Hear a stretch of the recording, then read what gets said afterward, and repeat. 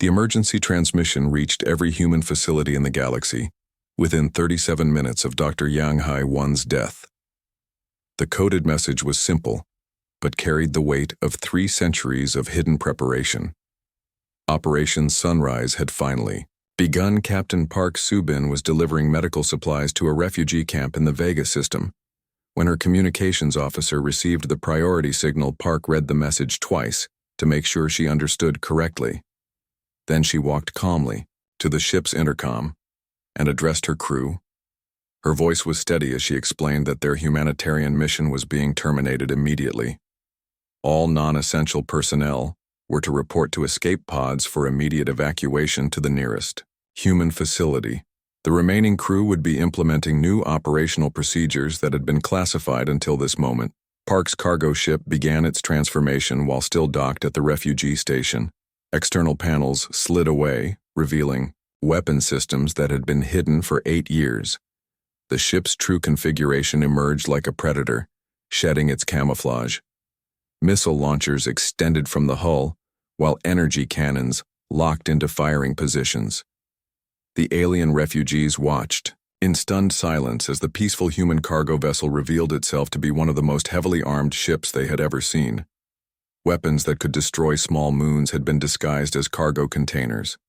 Medical equipment folded away to reveal targeting systems more advanced than anything in the Thorgan military park. Received updated orders on her secure command channel. Her ship was now designated Hunter-class Destroyer Park 7-7, and her mission was to begin immediate reconnaissance of Thorgan military installations. The woman who had spent years delivering food and medicine to alien refugees was now a warship captain preparing for total war. Ambassador Lee Day-Ho sat in the Galactic Council chambers for what he knew would be the final time.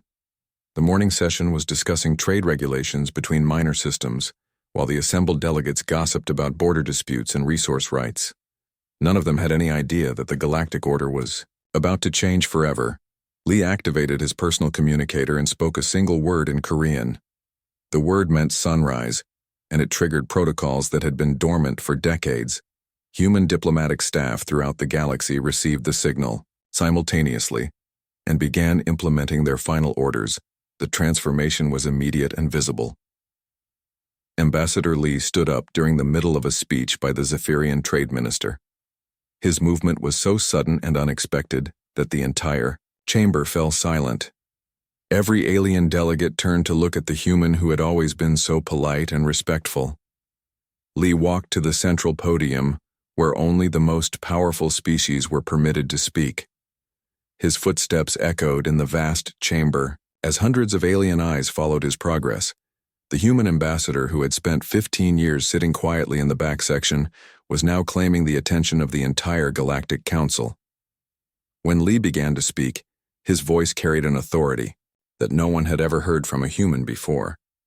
He announced that humanity was formally withdrawing from all treaties, trade agreements, and diplomatic protocols effective immediately. The ambassador explained that recent events had demonstrated the true nature of galactic civilization. Lee informed the shocked assembly that the Thorgan Empire had committed an act of unprovoked aggression against innocent human civilians conducting peaceful research. The destruction of Station Harmony had crossed a line that could never be uncrossed, and humanity would respond accordingly. The alien delegates began protesting and demanding explanations, but Lee continued speaking without acknowledging their interruptions. He explained that humanity had spent 3 centuries learning about galactic politics and had reached the conclusion that peaceful coexistence was impossible. The ambassador thanked the assembled species for teaching humanity such valuable lessons about interstellar relations. He assured them that humans were grateful for the education and would put their new knowledge to good use. The formal politeness of his words made them even more terrifying. Lee concluded his speech by informing the council that humanity was officially changing its status from neutral observer to active participant in galactic affairs. He wished the assembled delegates good luck in their future endeavors, then walked out of the chamber without looking back. General Kim Tae-sung stood in the command center of Titan Base deep within Saturn's largest moon. The facility had been disguised as a mining operation for 40 years, while secretly serving as humanity's primary military headquarters. Banks of screens showed real-time positions of every major alien fleet in the galaxy. Kim had spent his entire career preparing for this moment. The intelligence networks built over 3 centuries were now being activated for their true purpose. Every human trader, diplomat, and researcher was revealed to be part of the most sophisticated military operation in galactic history. The general opened a secure channel to Earth and spoke directly to the president. The conversation lasted less than 5 minutes, but authorized actions that would reshape galactic civilization. Kim received permission to implement the final phase of Operation Sunrise.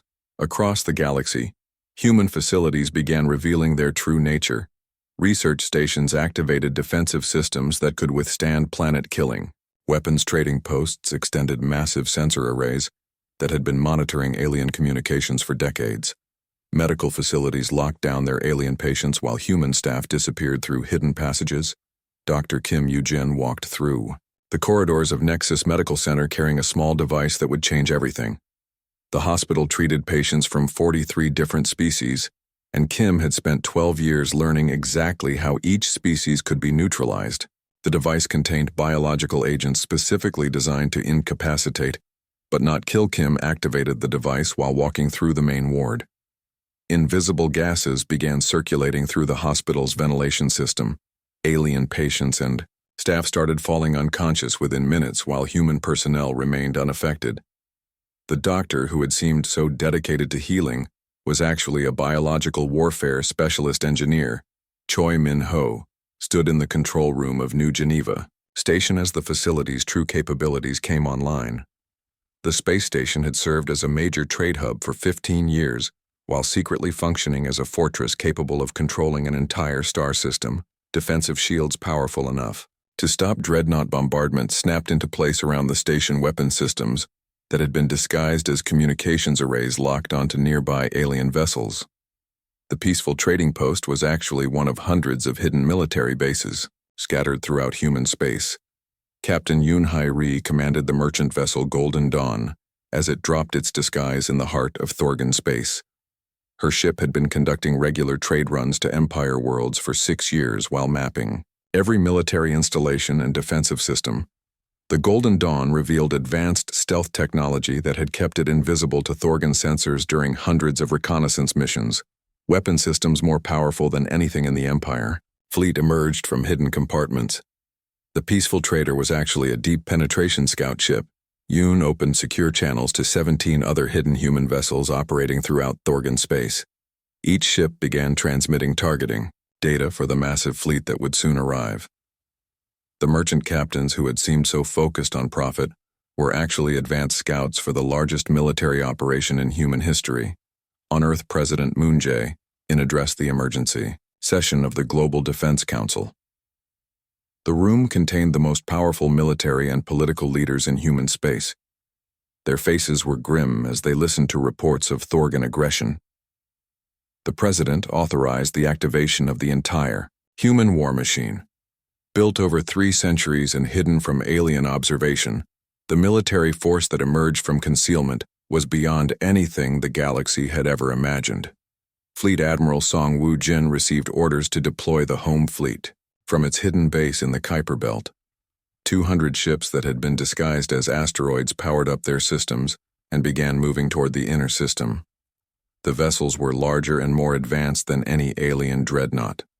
The admiral had spent 20 years commanding what appeared to be a small defensive force protecting the Sol system.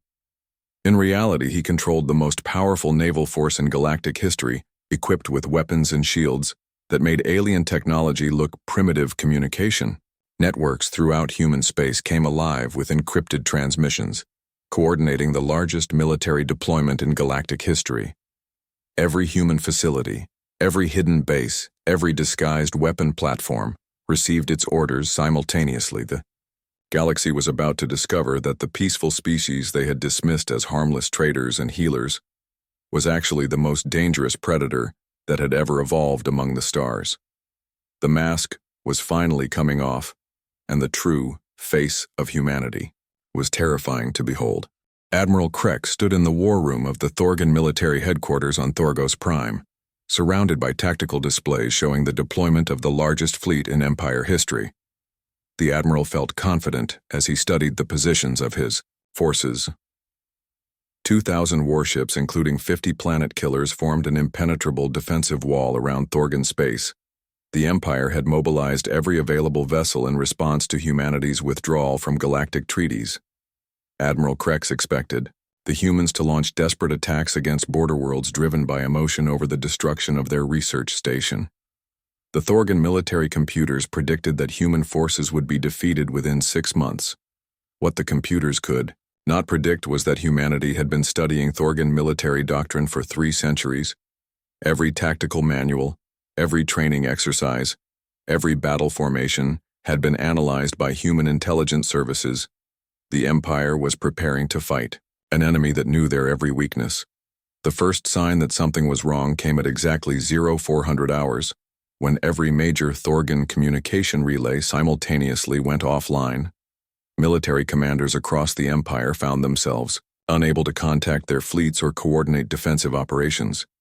The communication blackout was so complete and precise that it could only have been planned by someone with intimate knowledge of Thorgan infrastructure. Admiral Krex tried to establish contact with his border fleets but received only static. The Empire had built redundant communication systems to prevent exactly this kind of catastrophic failure. Yet somehow the humans had identified and neutralized every backup system, every emergency relay, every hidden transmitter. General Vorg commanded the 3rd Thorgan fleet from his flagship in the Rigel sector. When the power grids began failing across his patrol zone, 7 worlds lost their primary energy systems within minutes, leaving entire populations in darkness. The failures were not random. They followed a pattern that suggested detailed knowledge of Thorgan power distribution networks. The general ordered his engineering teams to investigate, but their reports made no sense. The power failures were caused by microscopic devices that had been introduced into the fuel supplies months or even years earlier. The devices had remained dormant until activated by a specific signal that triggered simultaneous system failures across multiple worlds. Vorg realized with growing horror that humans had been secretly sabotaging Thorgan infrastructure for years. Every fuel shipment, every maintenance operation, every supply delivery had been an opportunity to plant these devices.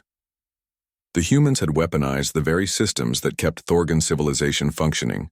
Commander Park G-1 sat in a hidden facility beneath the lunar surface, directing the psychological warfare campaign against the Thorgan Empire.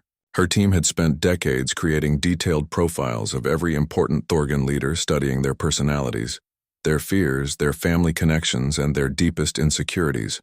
Park's computers contained personal information about every Thorgan military commander, including their childhood memories, their romantic relationships, and their secret shame.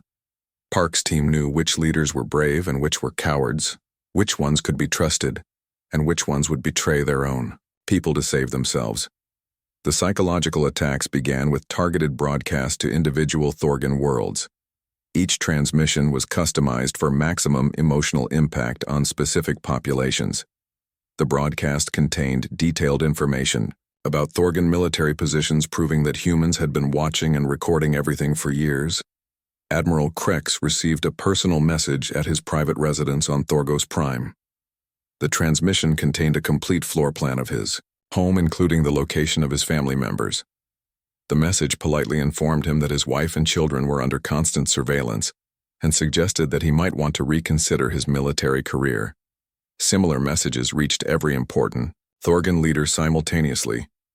Each communication demonstrated intimate knowledge of their personal lives and implied that their families were vulnerable to human retaliation. The psychological impact was devastating as proud warriors realized that their enemies knew everything about them. Captain Yun-Hai Ri commanded the advanced scout ship that had been operating in Thorgan space for 6 years. Her vessel now revealed its true capabilities as it began transmitting targeting data for the human fleet that was approaching through hyperspace. The ship that had appeared to be a harmless traitor was actually the most sophisticated spy vessel ever built. Yoon's sensors had been mapping Thorgan defensive positions during every trade, mission identifying weak points in their shield generators, blind spots in their sensor coverage, and vulnerabilities in their weapon systems. Her data would allow human forces to penetrate Thorgan defenses with surgical precision. The scout ship also began broadcasting psychological warfare messages directly to Thorgan military personnel. The transmissions contained personal information about individual soldiers, including their names, their families, and their service records. The messages explained exactly how each person would die when the human fleet arrived. Fleet Admiral Song Woo-jin stood on the bridge of the dreadnought Indomitable as the human war fleet dropped out of hyperspace at the edge of Thorgan territory. The massive formation contained 300 ships, each one larger and more advanced than anything in the Thorgan military. The admiral had waited his entire career for this moment. The ships under his command represented centuries of secret development hidden from alien observation in facilities scattered throughout the outer solar system. Each vessel incorporated technology that made alien weapons look like primitive tools. Song opened a communication channel to Admiral Krex, offering the Thorgan commander one final chance to surrender. The message was broadcast on all frequencies, ensuring that every Thorgan in the system could hear humanity's terms. The offer was simple: complete surrender or total annihilation. Admiral Krex responded with typical Thorgan bravado, declaring that the Empire would never yield to inferior beings. The Thorgan fleet moved to intercept the human ships, confident that their superior numbers would overcome any technological advantage. The battle lasted exactly 17 minutes. Human weapon systems fired concentrated energy beams that punched through Thorgan's shields like they were made of paper. Thorgan return fire simply bounced off human defensive screens without causing any visible damage. The technological gap was so enormous that the engagement was less a battle than a demonstration. Dr. Kim Yoo-jin activated the biological warfare protocols from her position at the Galactic Medical Authority headquarters.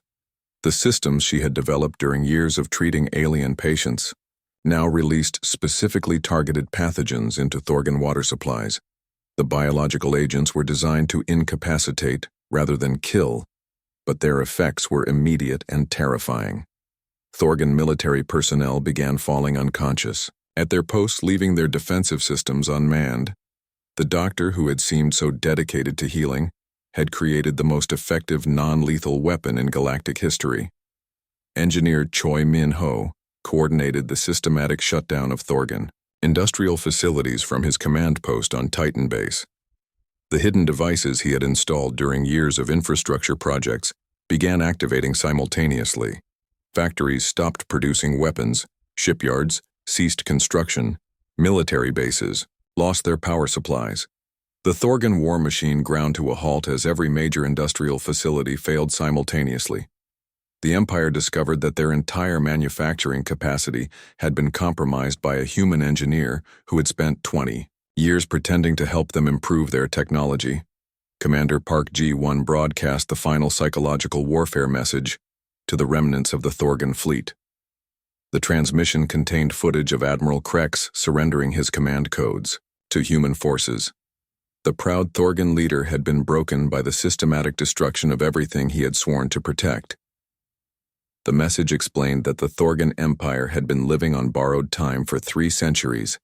Every trade agreement, every diplomatic meeting, every humanitarian mission had been an opportunity for humans to study their weaknesses.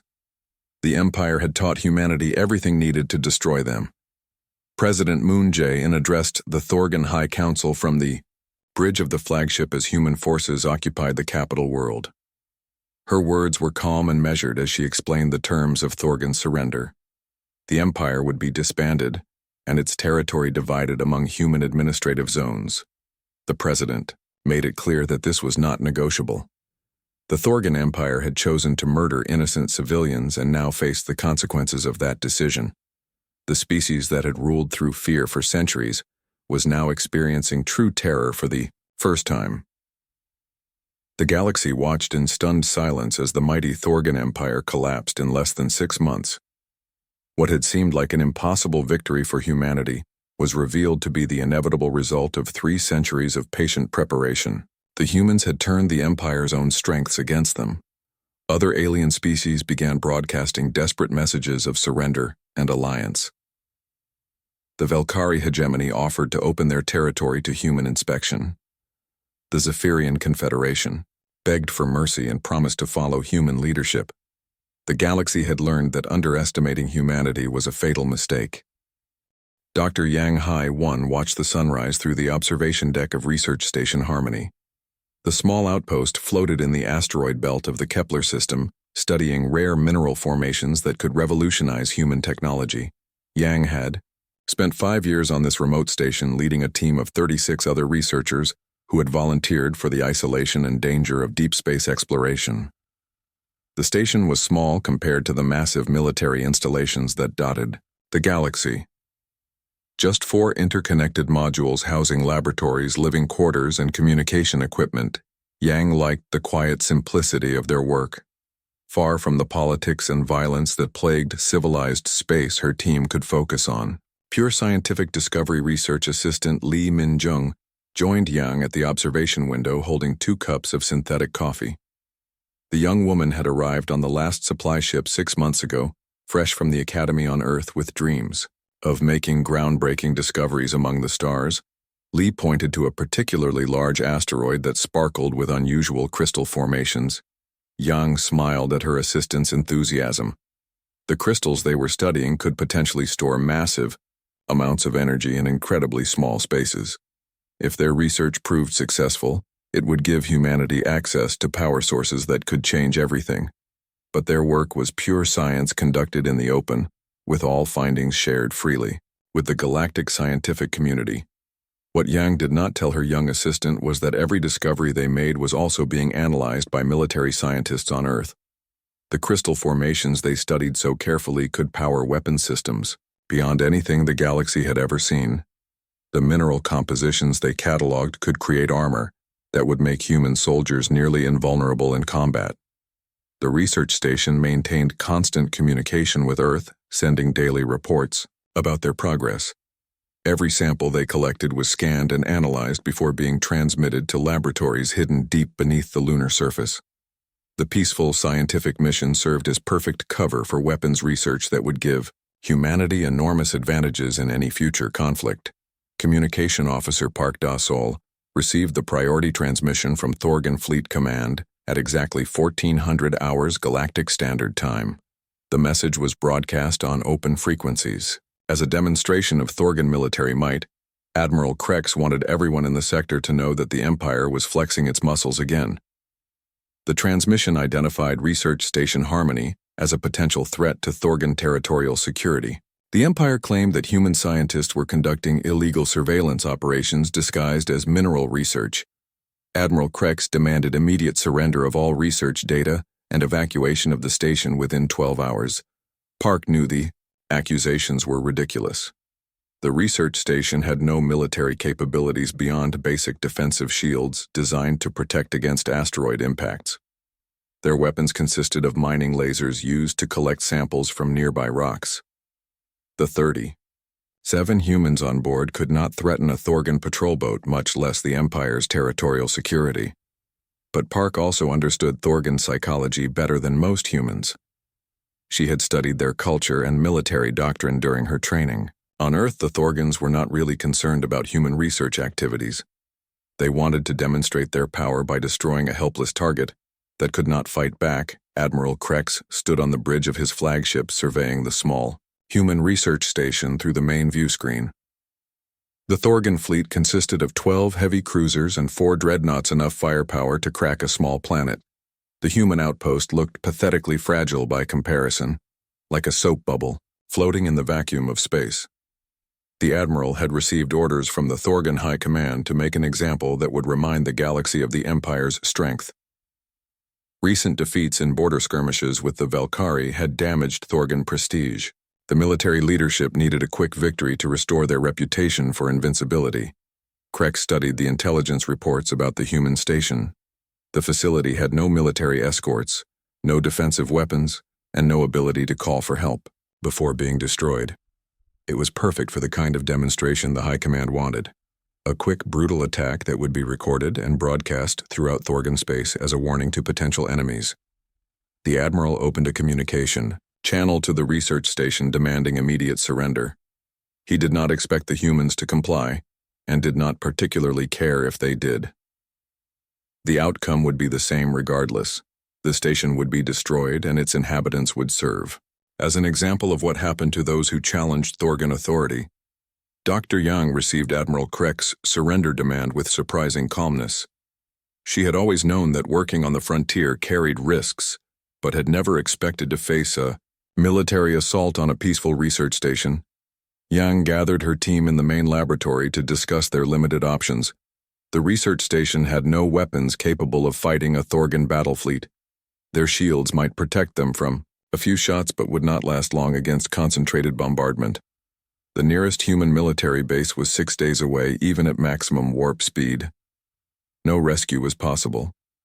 Yang looked at the faces of her colleagues, young scientists who had come to the frontier seeking knowledge and discovery. Lee Min-jung was barely 23 years old with her whole life ahead of her. Park Da-sol had 2 children waiting for her return to Earth. Most of the team had families who would never see them again, but Yang also knew that their deaths could serve a greater purpose. She activated the station's emergency beacon, sending a coded transmission to Earth. The message contained complete tactical data about the Thorgan fleet, their positions, weapon signatures, and attack patterns. The information would reach Human Military Command in less than an hour. Engineer Kim Sung-min worked frantically to boost the station's sensor array, using every technical trick he had learned during his 20 years in space. The enhanced sensors could penetrate Thorgan military shielding and record detailed information about their ship designs and weapon systems. The data Kim was collecting would give human weapons designers crucial intelligence about Thorgan military technology. Every scan revealed new weaknesses in their hull design, flaws in their shield generators, and blind spots in their sensor coverage. The information would be invaluable when humanity finally went to war. Dr. Yang made one final transmission to Earth, a personal message to her sister who worked in the Defense Ministry. The message was brief but carried enormous significance. Yang explained that the Thorgan Empire had chosen to cross a line that should never be crossed. They had decided to murder defenseless scientists conducting peaceful research. Yang knew that her sister would understand the implications. The message would reach the highest levels of human government within hours.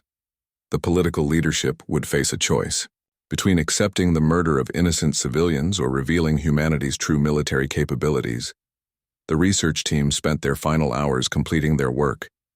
They transmitted every piece of data they had collected during 5 years of careful study: the mineral samples, the crystal formations, the energy readings. Everything that could benefit human science and technology was sent to Earth before the Thorgans could destroy it. Admiral Krex gave the order to attack at exactly 1800 hours. The Thorgan fleet opened fire with synchronized precision, turning the small research station into expanding clouds of superheated plasma. The attack lasted less than 5 minutes and left no survivors. The Admiral was pleased with the demonstration.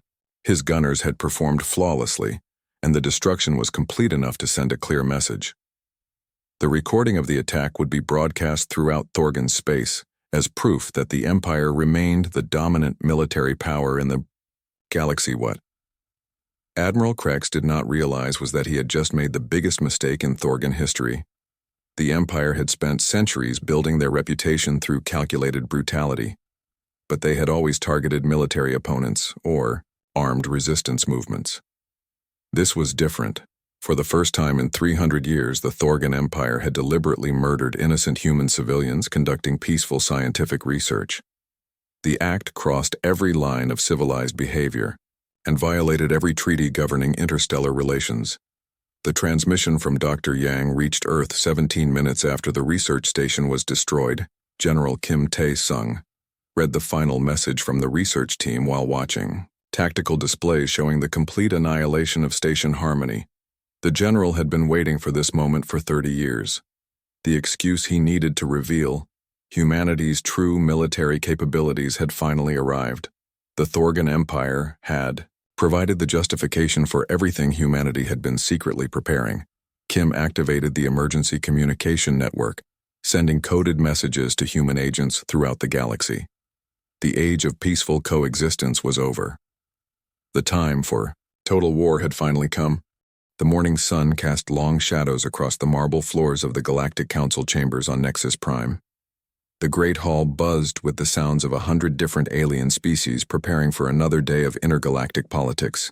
Ambassador Lee Dae-ho adjusted his simple gray suit and checked his notes one final time.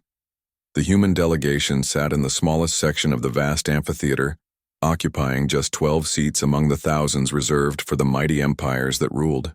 The Starsley smiled his practiced diplomatic smile as he watched the Thorgan Empire delegates stomp into their section. Their massive forms towered over most other species, and their battle-scarred armor gleamed under the artificial lighting. The Thorgans never tried to hide their warrior nature. Every piece of their equipment was designed to intimidate and remind others of their military might. Their delegation leader, General Vex, wore a cape made from the hide of some unfortunate creature from a conquered world. Across the hall, the elegant Velkari representatives glided to their positions on silent feet. Their razor-sharp claws retracted into their fingertips as they settled into chairs designed specifically for their unusual anatomy. The Velkari hegemony controlled 47 star systems through a combination of superior technology and calculated brutality. They had perfected the art of making examples of entire populations to keep others in line.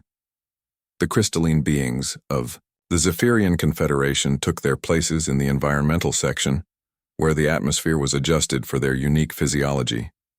Their bodies sparkled like living gems, but Lee knew that beneath their beautiful exterior lay minds capable of calculating the profit margin on planetary genocide. The Zephyrians had turned war into a business, and they were very good at business. Ambassador Lee had sat in these same chambers for 15 years, watching the endless cycle of threats, negotiations, and betrayals that passed for galactic diplomacy.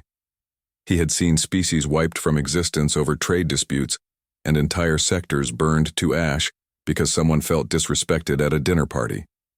The galaxy was a dangerous place ruled by beings who measured strength in the number of worlds they could destroy. What made it even more dangerous was that none of them took humanity seriously. Captain Park Soo-bin guided her massive cargo vessel through the debris field that had once been the Altarian homeworld. 3 months ago, this system had housed 12 billion souls living in floating cities that orbited their dying star. Now only twisted metal and frozen corpses marked where an ancient civilization had made their final stand against Thorgan expansion. The cargo hold of Park's ship contained medical supplies, food synthesizers, and construction materials. Everything needed to help the few million Altarian survivors who had escaped to refugee camps in neighboring systems. Park had volunteered for this mission like she volunteered for most humanitarian operations. Her crew thought she was too soft-hearted for a starship captain always helping others. Instead of focusing on profit, Park walked through the cargo bay, checking the manifest for the 3rd time. Her first officer commander, Kim Jun-ho, followed behind, taking detailed scans of every container.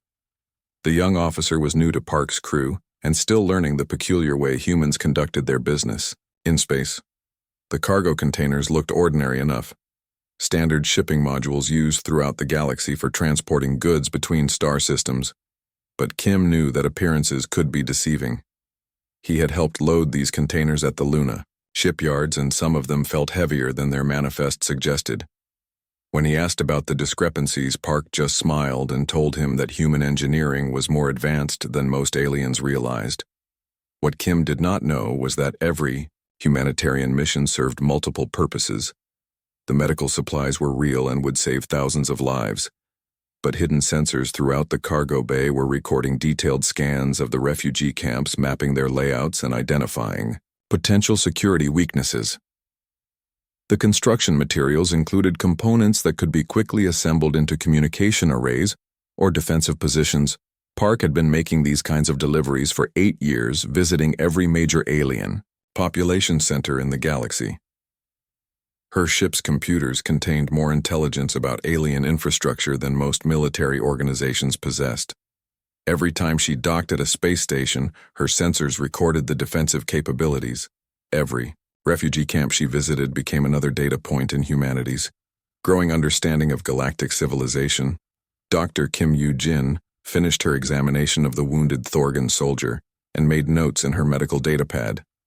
The young warrior had been injured in a border skirmish with the Velkari. and brought to the neutral medical station where Kim worked. Her patient would recover fully, thanks to human medical technology that seemed almost miraculous to other species. The Thorgan looked up at Kim with gratitude in his large yellow eyes. Few doctors in the galaxy would treat enemy soldiers during wartime, but humans had a reputation for helping anyone who needed medical care. Kim smiled gently and assured him that he would be fighting fit in just a few more days. The warrior thanked her in broken galactic standard and promised to remember her kindness. What the Thorgan did not realize was that Kim had learned more about his species' physiology in the past hour than most xenobiologists, discovered in years of study. She had identified 17 different ways to incapacitate a Thorgan warrior using common medical compounds. Her scanner had mapped his entire nervous system and recorded how his species reacted to various forms of stress. Kim had been working in alien hospitals for 12 years, always volunteering for the most dangerous assignments, treating the worst casualties from the galaxy's endless wars. She had studied the anatomy of 43 different species and identified biological weaknesses in all of them. Her research was filed away in secure databases on Earth, where military scientists turned her medical knowledge into more effective weapons. Engineer Choi Min Ho put the finishing touches on the new, defensive system he had installed in the human trade outpost. The station manager had complained about the cost, but Choi explained that pirates were becoming more aggressive and better protection was necessary. The new shields looked like standard, commercial-grade equipment designed to protect against asteroid impacts and solar radiation. In reality, the shields could withstand direct bombardment from a Thorgan battlecruiser for several hours, more than enough time for reinforcements to arrive, or for the station's hidden weapons to eliminate any attackers. The trade outpost now had enough firepower to take on a small fleet, while still looking like a harmless commercial facility. Choi had spent 20 years building these kinds of installations. Throughout human space, every trading post, research station, and diplomatic facility had been quietly upgraded with military-grade systems disguised as civilian equipment. The network of fortified positions created an integrated defense system that covered all of human territory while maintaining the illusion of peaceful intentions. Back on Earth in a bunker deep beneath the Swiss Alps, General Kim Tae-sung reviewed the daily intelligence reports from across the galaxy his staff had compiled. Data from thousands of human agents operating throughout alien space. Every trade mission, every medical assignment, every diplomatic function contributed to humanity's understanding of galactic civilization. The general studied star charts showing the current positions of every major alien fleet. He knew which systems were lightly defended, which trade routes were most vulnerable, and which alien leaders were ambitious enough to start the next galactic war. The information came from humans, who appeared to be nothing more than helpful merchants, doctors, and diplomats.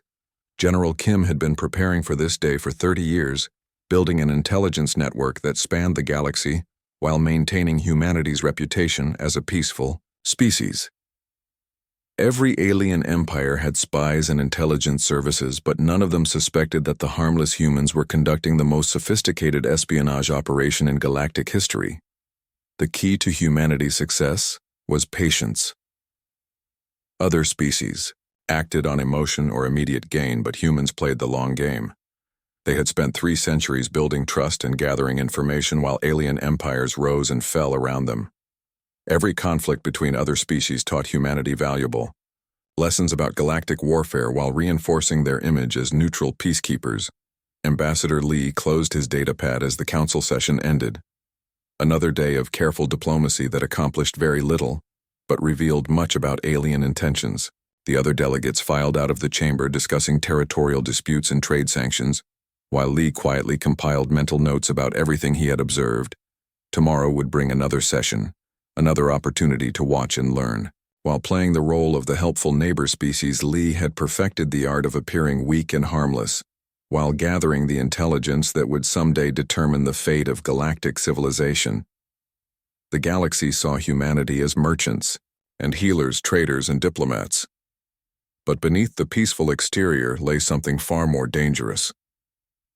A species that had learned patience from 3 centuries of careful observation and preparation. The aliens who dismissed humans as soft and harmless had no idea that they were surrounded by the most dangerous predators the galaxy had ever seen. Soon they would learn the truth about humanity, but by then it would be far too late. President Moon Jae-in stood before the rebuilt Galactic Council chambers, 6 months after the fall of the Thorgan Empire. The Great Hall had been redesigned with human engineering and now featured advanced security systems that could scan every delegate for weapons, diseases, and hidden recording devices. The old marble floors had been replaced with smart materials that could detect movement and analyze biological signatures. The seating arrangement told the story of the new galactic order. Human delegates occupied the central section, where the most powerful species had once sat, while alien representatives were arranged in order of their cooperation with human authority. The Velkari hegemony sat closest to the humans, having immediately surrendered their military forces for inspection. President Moon began her address to the assembled species with words that would be remembered for centuries. She explained that the galaxy had taught humanity many valuable lessons about civilization and power. The destruction of Research Station Harmony had been particularly educational, showing humans exactly what kind of universe they lived in. The president thanked the alien species for demonstrating that peace was only possible when maintained by superior force. She assured the delegates that humanity had learned this lesson well and would apply it consistently throughout galactic space. The days when strong species could murder weak ones for entertainment were officially over. Moon outlined the new galactic constitution that would govern interstellar relations. All species would be required to register their military assets with human oversight committees. Weapons of mass destruction would be banned, except for human forces who would serve as galactic peacekeepers. Trade disputes would be settled by human arbitrators with access to complete intelligence about all parties involved. Ambassador Lee Dae-ho took his new position as Director of Galactic Affairs, addressing the alien delegates with the same calm voice he had used during 15 years of diplomatic meetings. The difference was that now every species hung on his words, knowing that human displeasure could mean the end of their civilization. Lee explained the practical implementation of human galactic administration. Each major world would host a human observation post staffed with intelligence officers who would monitor local political developments. All interstellar communication would be routed through human relay stations, ensuring that no hostile activities could be coordinated without human knowledge. The new system was not designed to oppress alien species, but to prevent them from oppressing each other. Lee made it clear that humans had no interest in ruling alien populations directly. Instead, they would serve as referees in the endless conflicts that had plagued galactic civilization for millennia. Dr. Kim Yoo-jin addressed the reformed Galactic Medical Authority from her new position as Director of Xenobiological Research. Her years of treating alien patients in war zones had given her unprecedented knowledge of galactic physiology, which now served humanitarian purposes on an enormous scale. Kim announced the development of universal medical treatments that could heal previously incurable diseases affecting dozens of species. The same biological knowledge that had created targeted weapons during the war was now being used to save millions of lives. The doctor who had once designed ways to incapacitate alien soldiers was now curing plagues that had ravaged entire worlds. The new medical protocols required all species to share their biological data with human researchers, ensuring that future treatments could be developed quickly and efficiently. Kim explained that medical cooperation was not optional. Species that refused to participate would not receive access to human medical technology. Captain Park Soo-bin returned to her role as a humanitarian mission commander, but now led a fleet of ships that could defend themselves against any threat. Her cargo vessels retained their hidden weapon systems as a reminder that human mercy was backed by overwhelming force. Park coordinated relief efforts for the millions of Thorgan refugees who had been displaced by the collapse of their empire. The same species that had celebrated the destruction of Research Station Harmony now depended on human charity for basic survival. Park treated them with the same compassion. She had shown other refugees but made sure they understood how completely their situation had changed. The refugee camps became laboratories for studying post-war reconstruction techniques. Human social scientists analyzed how defeated populations could be integrated into the new galactic order. The Thorgan refugees served as test subjects for rehabilitation programs that would be applied to other troublesome species. Engineer Choi Min-ho supervised the construction of the new galactic communication network from his headquarters on Luna. The system replaced the chaotic patchwork of incompatible alien technologies with standardized human equipment that could monitor every transmission in known space. The network provided unprecedented coordination between different species, allowing for rapid response to natural disasters, criminal activities, and potential military threats. Choi designed the system to appear beneficial to alien users while giving human intelligence services complete access to all interstellar communications. Fleet Admiral Song Woo-jin commanded the new Galactic Defense Force from his flagship orbiting Earth. The human fleet had been expanded to include vessels from cooperative alien species serving under human officers. The combined force represented the largest military organization in galactic history. Song established patrol routes that ensured human ships could reach any system within days of receiving a distress call. The visible presence of human warships served as a constant reminder that the age of unchecked aggression was over. Species that had once terrorized their neighbors now lived under the watchful eyes of human peacekeepers. The Admiral also oversaw the dismantling of alien weapons of mass destruction, ensuring that no species could threaten entire populations with extinction. The planet-killer weapons that had once made the Thorgan Empire feared were either destroyed or converted to peaceful uses under human supervision. General Kim Tae-sung transitioned from military commander to director of galactic intelligence, overseeing the network of human agents that had been revealed during the war. The intelligence service that had operated in secret for 3 centuries now worked openly as the foundation of galactic security. Kim established training programs for alien intelligence officers who would work under human supervision to monitor local threats. The new system created unprecedented cooperation between species that had been enemies for generations.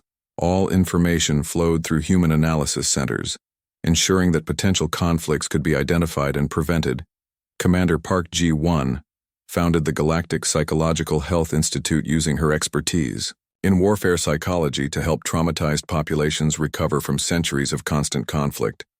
Her understanding of alien psychology now served therapeutic purposes, helping entire species overcome the cultural trauma of endless war. The Institute developed new treatments for post-traumatic stress disorder that affected billions of beings across the galaxy. Park's knowledge of fear and manipulation was transformed into techniques for healing and reconciliation. The commander who had once broken enemy morale now helped rebuild shattered civilizations. The memorial to the 37 researchers killed at Station Harmony became the most important shrine in human space. Every alien diplomat was required to visit the site and pay respects to the humans whose deaths had triggered the transformation of galactic civilization. The memorial inscription was carved in every known language, reminding visitors that humanity had chosen peace for 3 centuries until forced to choose total war. The simple monument served as both a tribute to the dead and a warning to the living about the consequences of crossing humanity. President Moon concluded her address to the Galactic Council by reflecting on the lessons learned during the brief but decisive war against the Thorgan Empire. She explained that the galaxy had been trapped in cycles of violence because no species had been strong enough to impose lasting peace. Humanity had broken that cycle not through conquest but through demonstration of overwhelming capability. The new galactic order was built on the understanding that peace required the credible threat of force applied by beings wise enough to use it responsibly. The president announced that Earth would serve as the permanent capital of galactic civilization, hosting the expanded council chambers and the various administrative bodies needed to govern interstellar society. The species that had once dismissed humans as harmless traitors were now traveling to Sol System to seek audience with their new overseers. As the council session ended, alien delegates filed out of the chamber discussing trade proposals and territorial adjustments with the careful politeness of beings who understood their place in the new hierarchy. The galaxy had learned that underestimating humanity was not just dangerous, it was potentially fatal. The universe was no longer a place where strong species could prey on weak ones with impunity. Every world now lived under the protection of human oversight, ensuring that the kind of casual brutality that had destroyed Research Station Harmony would never happen again. Humanity had finally taken its place as the dominant species in galactic civilization, not through aggression but through patient preparation and the willingness to use overwhelming force when necessary. The galaxy would never forget the